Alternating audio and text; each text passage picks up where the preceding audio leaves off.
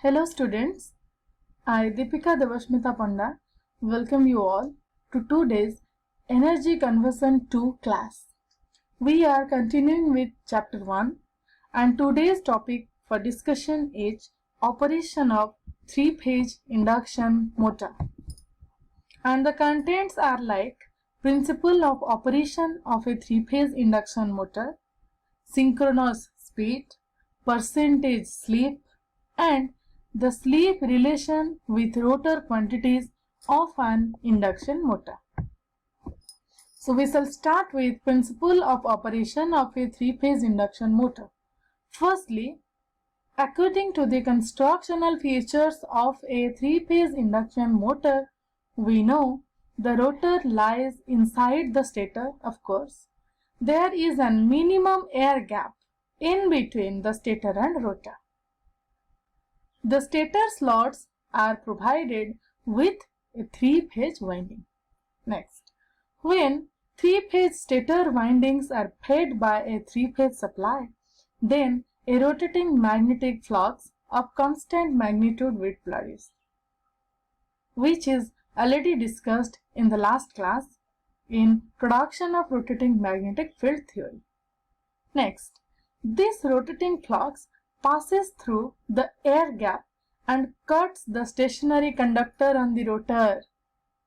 Let me tell you, this produced rotating flux will pass through the air gap and it will cut the stationary conductors on the rotor, or we can say it will cut the rotor conductors.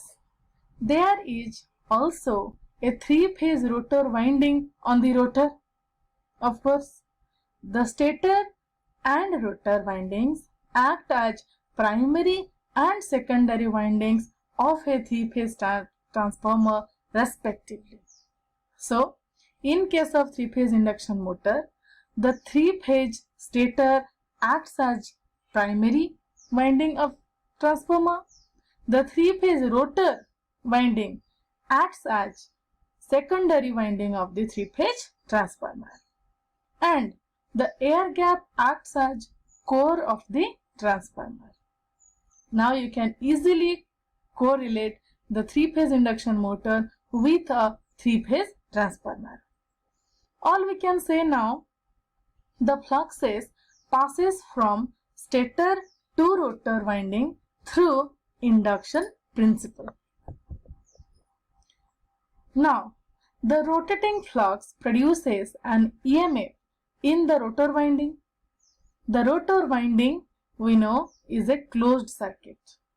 All of you remember, this rotating flux will produce an EMF.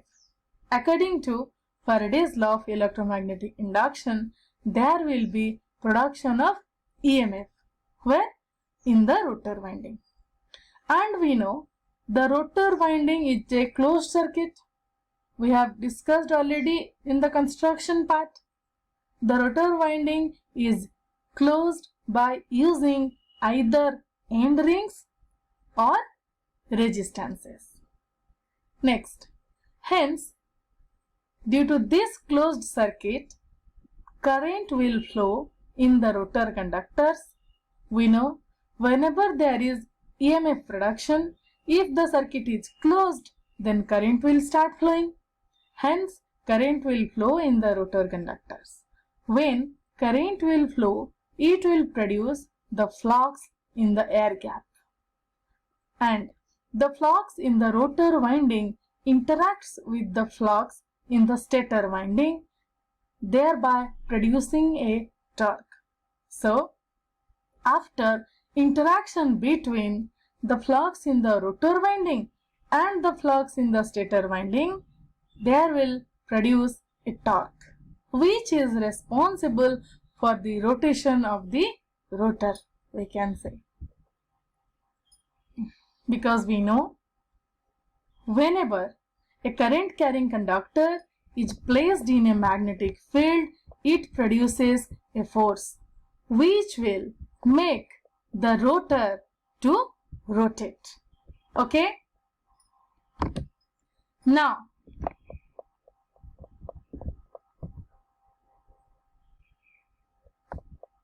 After the principle, now we will study the synchronous speed of an induction motor. So, the AC motor synchronous speed formula is Ns equals 120 into F divided by P, or simply we can say Ns equals 120 F by P, where F is the line voltage frequency in Hertz, or we can say F is the supply frequency in Hertz. Small p is the number of poles in the three-phase induction motor, and Ns is the synchronous speed in RPM. So, by taking all these values F and P, we can easily calculate the synchronous speed. Next, slip or S of an induction motor. Remember, slip is always denoted as small s. So, the rotor, we know, never succeeds in catching up with the stator field. As we have already discussed, the stator field will have a speed of synchronous speed, that is 120 F by P, but this rotor will never attain that speed. It is really did so, then there would be no relative speed between the two. See, let me tell you, due to the losses in the induction motor, the rotor never attain the stator speed. If it is doing so, then there would be no relative speed between the two.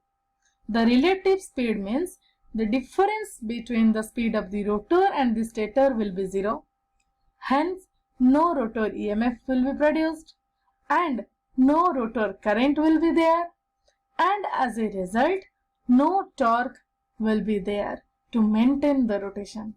Or we can say the machine will not rotate if the rotor speed is catching the speed of the stator. So, it is always seen that the rotor speed is always less than the stator speed in case of three-phase induction motor. Now,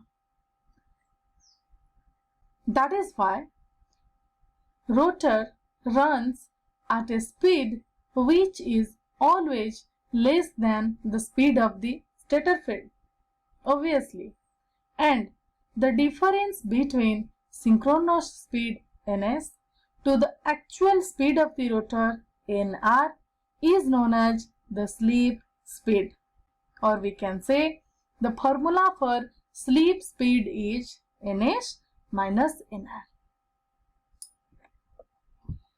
Now, slip of an induction motor continuing.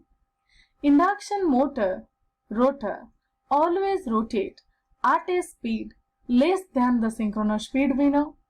The difference between the Ns and Nr or N is called slip. Always remember, the difference between the rotor speed and stator speed is known as slip. It is always calculated in percentage. We can say slip percentage equals Ns minus N by Ns into 100, where Ns is the synchronous speed we know and N is the actual speed of the rotor, or simply we can say the rotor speed.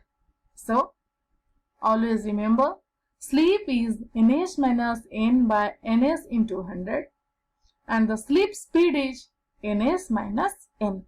In some books or articles you will find Nr instead of N. We can either use N or Nr as actual speed of the rotor.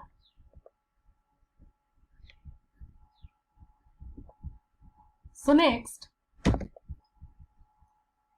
from the slip formula, we can also write that Ns minus Nr is S into Ns. Ns minus SNs equals Nr. Ns whole into 1 minus x becomes Nr. So, there are two formulas for finding out Nr. Therefore, the rotor speed Nr becomes Ns whole into 1 minus S.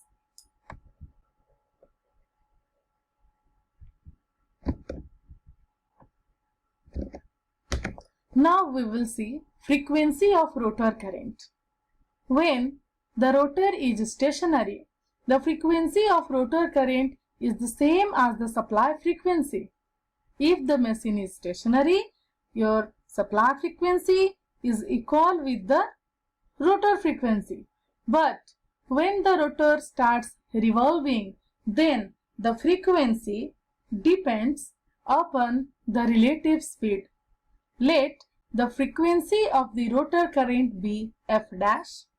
We know Ns minus Nr is 120 F dash by P for rotating condition, and we know Ns equal to 120 F by P when the machine is stationary. From these two equations, we can derive F dash equals S into F. 120 by P will be cancelled out. So the formula becomes F dash equals S into F. Hence, rotor frequency equals slip into the supply frequency. If we know slip and supply frequency value, we can calculate the rotor frequency. Thank you all.